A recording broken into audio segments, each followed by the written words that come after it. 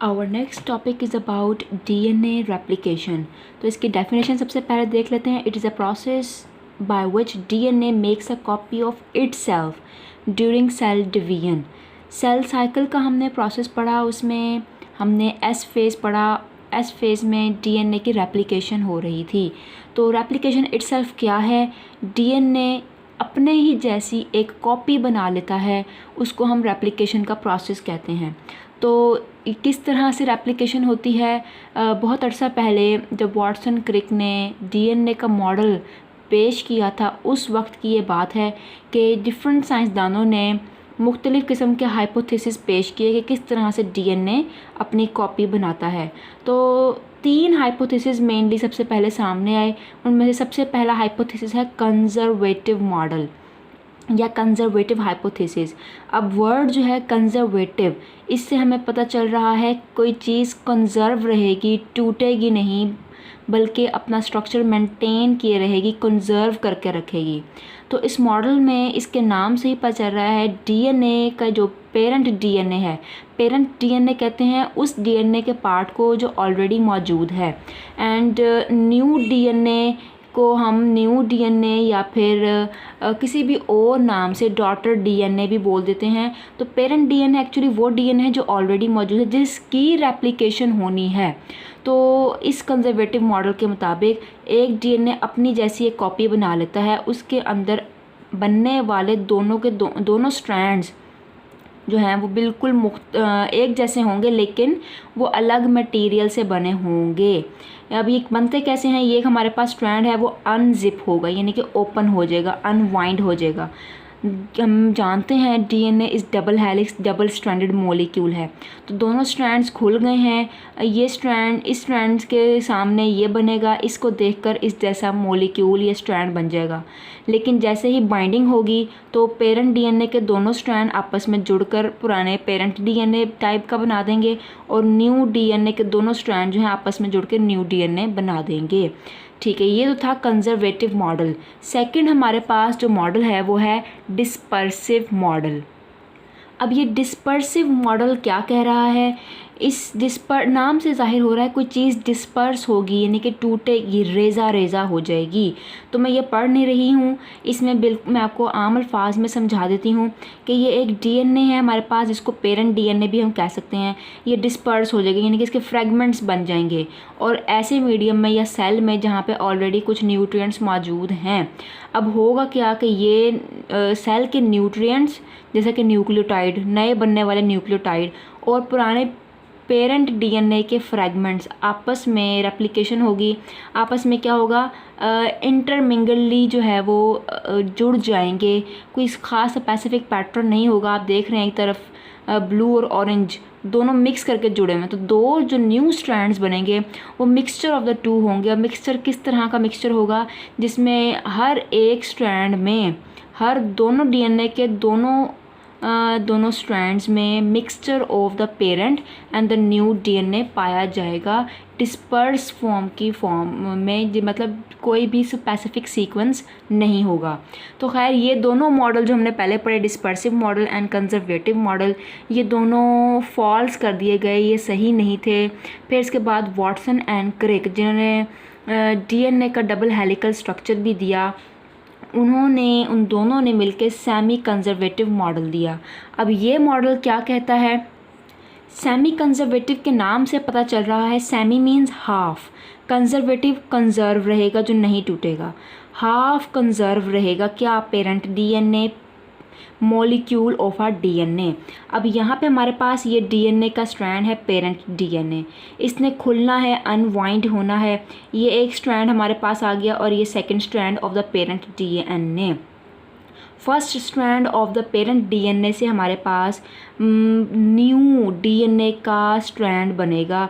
इसी तरह दूसरे डीएनए के पेरेंट डीएनए के स्ट्रैंड से सेकंड डीएनए का मॉलिक्यूल बनेगा जो हूबहू उस जैसा होगा, कॉम्प्लीमेंट्री होगा, बल्कि कहना चाहिए कॉम्प्लीमेंट्री से मुराद उलट है।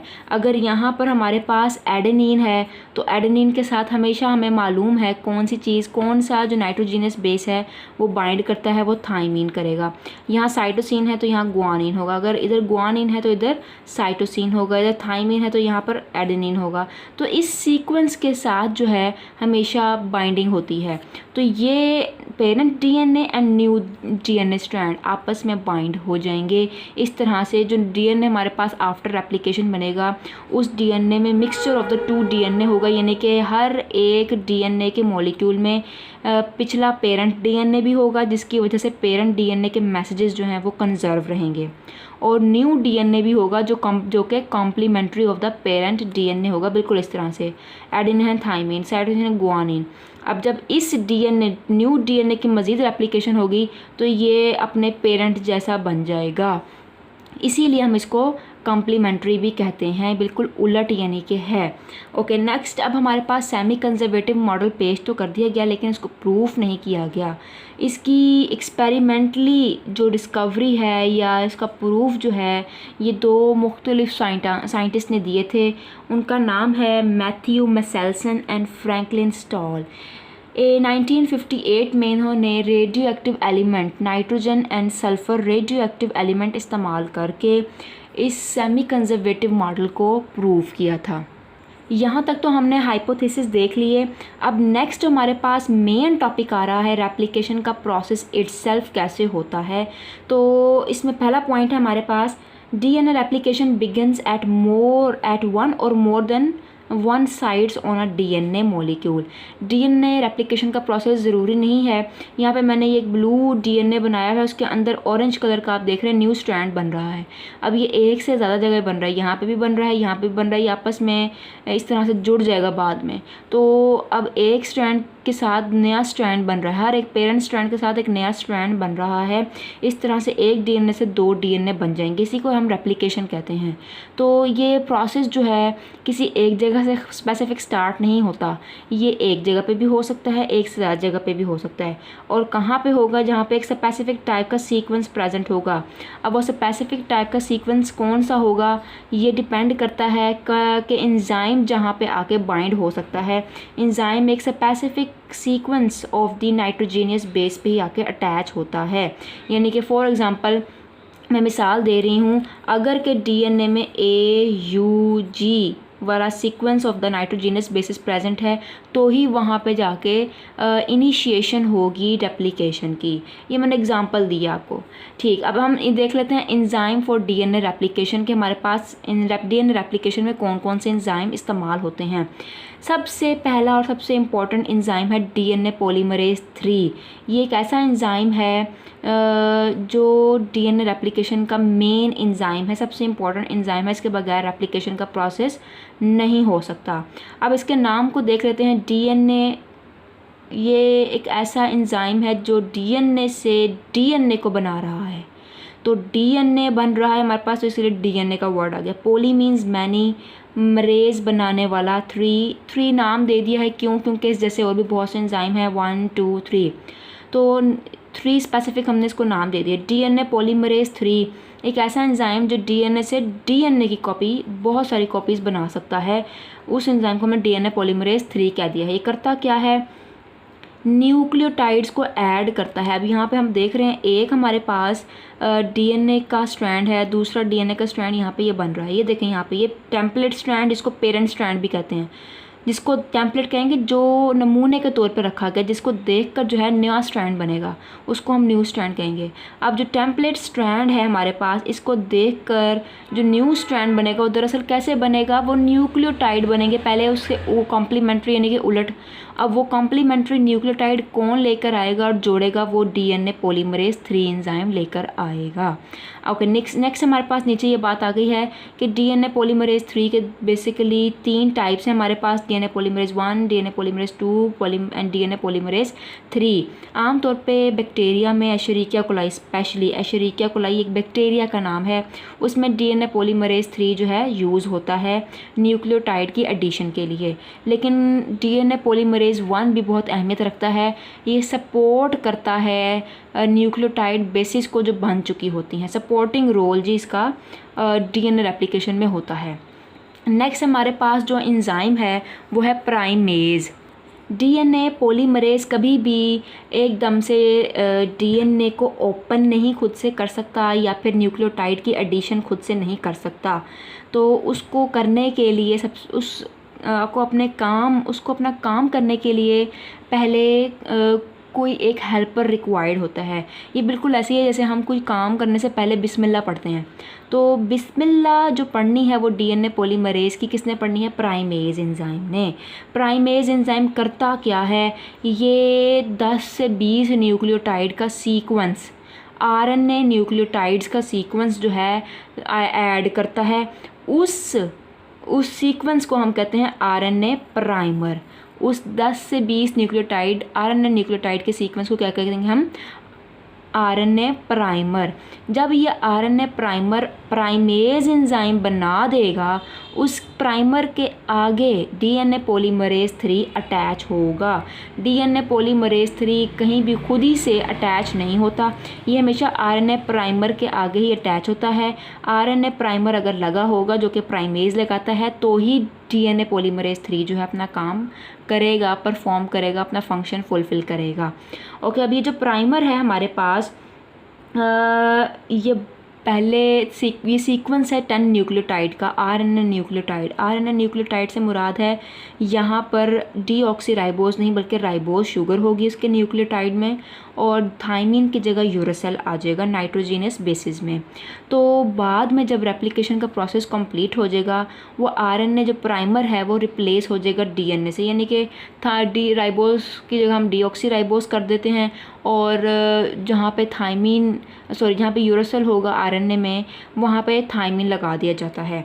तो ये 2 एंजाइम हमारे पास आ गए हैं जो काम को स्टार्ट करेंगे। अच्छा, थर्ड एंजाइम हमारे पास helicase. Helical structure of the DNA से निकला है इसका नाम हेलिकेज। ऐसा एंजाइम जो डीएनए के हेलिकल स्ट्रक्चर को ओपन कर दे, जो उसको अनवाइंड कर दे, जो उसको खोल दे, उस एंजाइम को क्या कहते हैं? हेलिकेज कहते हैं। यहाँ पर मैंने ये डीएनए बनाया हुआ है, आप देख रहे हैं इसके दोनों स्ट्रैंड्स हैं, 2 स्ट्रैंड, पेरेंटल डीएनए हेलिक्स, इसके 2 स्ट्रैंड्स हैं, एक ऊपर एक नीचे, ठीक है। तो इसको ओपन कर दिया मैंने, एक ये उधर जा रहा है, कि नीचे की तरफ जा रहा है। इसको किसने ओपन किया है जी? एक एंजाइम ने। ये एंजाइम है, कौन सा एंजाइम है? Helicase enzyme. Okay, fourth enzyme हमारे पास है डीएनए लाइगेज। ये नाम से पता चल रहा है लाइगेट करेगा, जोड़ेगा। किसको लाइगेज करेगा, किसको जोड़ेगा? डीएनए के फ्रैगमेंट्स को। जब रेप्लिकेशन का प्रोसेस होता है, हमने ये बात ऊपर भी पढ़ी है यहाँ पर, कि फ्रैगमेंट्स की सूरत में जो है न्यू स्ट्रैंड बनता है। अब ये जो न्यू फ्रैगमेंट बने हैं, इनको आपस में जोड़ना होता है ताकि पूरे का पूरा एक स्ट्रैंड बन सके, डीएनए का न्यू स्ट्रैंड। तो वो जोड़ने का जो अमल है वो डीएनए लाइगेज करता है। ओके, यहाँ पे मैंने एक डीएनए का स्ट्रक्चर बनाया हुआ है, इसको हॉरिजॉन्टल पोजीशन में अपने राइट साइड से हम शुरू करेंगे। ये पेरेंटल डीएनए हेलिक्स है, इसकी एक साइड 3 to 5 और दूसरी 5 to 3 होती है। हमें ये बात मालूम है जो कि वाटसन क्रिक ने दी थी। अब ये पेरेंटल डीएनए जो है हेलिकेज एंजाइम इसको खोल देगा, अनवाइंड कर देगा। इसका एक स्ट्रैंड जो है 3 वाला उधर को चला जाएगा और 5 वाला नीचे को चला जाएगा, यानी कि ये खुल गया। अब ये एक फॉर्क लाइक स्ट्रक्चर बन गया। स्पून एंड फॉर्क जो आप खाने में इस्तेमाल करते हैं, तो ये है फॉर्क। ये एरिया जो है, ये जो वी शेप्ड है, इसको हम कहते हैं फॉर्क। अब हमारे पास जो पॉलीमरेज 3 एंजाइम है, वो दोनों एक स्ट्रैंड से और एक स्ट्रैंड से अटैच हो जाएगा और न्यू डीएनए स्ट्रैंड बनाना शुरू कर देगा। तो एक बात आपने हमेशा याद रखनी है कि डीएनए पॉलीमरेज 3 एंजाइम जो है हमेशा न्यूक्लियोटाइड की एडिशन 5 to 3 डायरेक्शन में करता है। यानी कि अगर एक स्ट्रैंड हमारे पास, ये पेरेंटल डीएनए का स्ट्रैंड जो मैंने ब्लू में बनाया हुआ है, आप देख रहे हैं, ये 3 एंड है, तो इसके साथ बनने वाला जो स्ट्रैंड होगा वो 5 से स्टार्ट होगा। क्योंकि ये हमेशा कॉम्प्लीमेंट्री होते हैं, उलट होते हैं। ये 5 से स्टार्ट होगा तो 5 to 3 ट्रैवल करेगा, और डीएनए पॉलीमरेज 3 भी जो है हमारे पास वो 5 to 3 डायरेक्शन में, यानी कि डीएनए स्ट्रैंड 3 एरिया में, ये 3 है जो मैंने ऑरेंज से दिखाया हुआ है, 3 एरिया में न्यू न्यूक्लियोटाइड ऐड करता जाएगा। ये 3 3 3, तो आप देख रहे हैं कि नया बनने वाला स्ट्रैंड जो कि ऑरेंज कलर में मैंने दिखाया है, ये रेप्लिकेशन फोर्क की तरफ मूव कर रहा है। हेलिकेज इसको खोलता जाएगा खोलता जाएगा खोलता जाएगा और डीएनए पॉलीमरेज 3 जो है हमारे पास, ये 5 to 3 डायरेक्शन में बनता जाएगा। अब ऐसा न्यू स्ट्रैंड जो towards the direction of the fork बने, यानी कि फोर्क की डायरेक्शन की तरफ बनता जाए, उसको हम कहते हैं लीडिंग स्ट्रैंड यानी कि लीड कर रहा है किसकी तरफ, रेप्लिकेशन फोर्क की तरफ। अब लेकिन हमारे पास जो दूसरा पेरेंटल डीएनए का स्ट्रैंड है, ये चल रहा है और चलते चलते ये ब्लू कलर वाला आपने देखना है, ये 5 एंड है। और हमें ये बात मालूम है कि डीएनए पॉलीमरेज 3 जो है, जो न्यू स्ट्रैंड बनाएगा, जो कि मैंने यहाँ पे ऑरेंज से दिखाया हुआ है, ये हमेशा 3 पोजीशन में न्यूक्लियोटाइड को ऐड करेगा, यानी कि 5 to 3 पोजीशन में ये चलेगा। अब 5 to 3 ये यूँ नहीं जा सकता, यानी कि रेप्लिकेशन फोर्क की तरफ नहीं जा सकता, तो इसने इस तरफ मूव करना है। तो अब इस तरफ मूव करने से मुराद है away from the replication fork, यानी कि एप्लीकेशन फोर्क से उलट डायरेक्शन में जो है न्यू न्यूक्लियोटाइड ऐड किए जाएंगे। ये डीएनए पॉलीमरेज 3 हमारे पास आप देख रहे हैं, ये पहले यहाँ पे था, इसने इतना सा सेगमेंट बनाया, फिर ये यहाँ पे आ गया, इसने ये सेगमेंट बनाया, फिर इसके बाद ये यहाँ आ जाएगा और इसको यहाँ पे ये बना देगा। तो ये कहाँ जा रहा है, away from the replication fork. तो away from the replication fork जो न्यू स्ट्रैंड बने उसको कहते हैं लैगिंग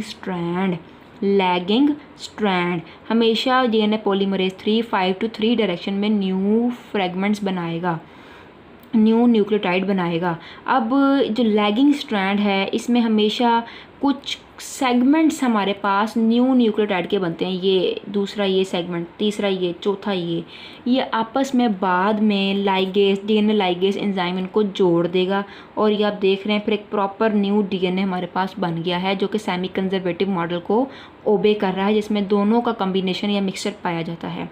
अब डीएनए लाइगेज हो गया, डीएनए पॉलीमरेज 3 हो गया, डीएनए पॉलीमरेज 1 जो है ये सपोर्ट कर रहा है जब तक कि लाइगेज का काम यहाँ ख़त्म होगा, उसके बाद लाइगेज यहाँ आ जाएगा और इसको भी जोड़ देगा, तो ये सपोर्टिंग रोल प्ले कर रहा है।